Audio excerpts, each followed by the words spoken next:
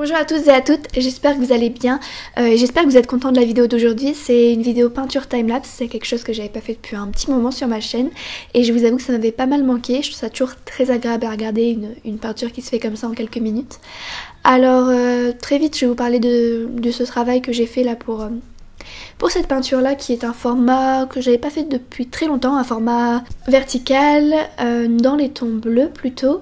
Donc voilà, comme d'habitude je commence par préparer ma toile avec du gesso et ensuite je vais faire une première couche très diluée avec du white spirit ou de l'essence de térébenthine. Là je crois que c'était de l'essence de térébenthine que j'ai utilisée.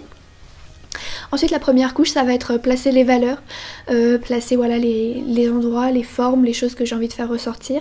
Pour cette peinture là qui est une peinture abstraite, j'ai voulu travailler sur une sorte de texture, mais une texture dans le motif et non dans la peinture comme j'avais pu faire précédemment avec voilà des aplats de peinture très gras et très épais. Non, là en fait la peinture est très lisse en fait en vrai, même si on dirait qu'elle est un peu en relief, et justement c'est ce qui m'intéressait. Et aussi travailler sur une palette assez réduite de couleurs qui allait du bleu-violet, ce bleu-violet que j'aime beaucoup, jusqu'à du vert et avec beaucoup de beige et de blanc.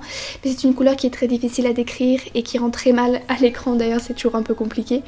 J'ai eu beaucoup de plaisir à faire cette peinture, voilà, pas mal de jours, pas mal d'heures entre le différent séchage. On peut voir la différence de coloration que j'ai entre le début de la vidéo et la fin, mais c'est parce que entre la deuxième couche qu'on est en train de voir là et la troisième ou quatrième, ça dépend comment on compte, j'ai laissé la toile se reposer pendant un mois et j'ai terminé il y a quelques jours.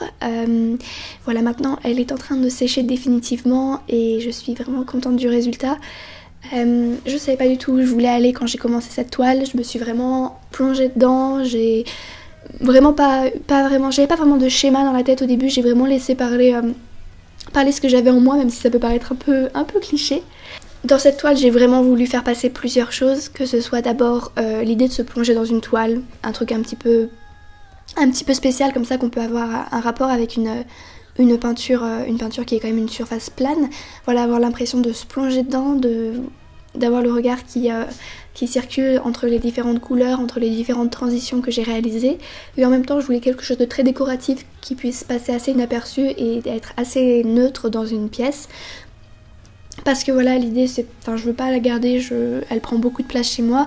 Je l'ai mise en vente sur ma boutique Etsy si ça vous intéresse, le lien sera en barre d'infos. Voilà, ça me ferait très plaisir de lui trouver une petite maison, et d'autant plus que je l'aime vraiment beaucoup.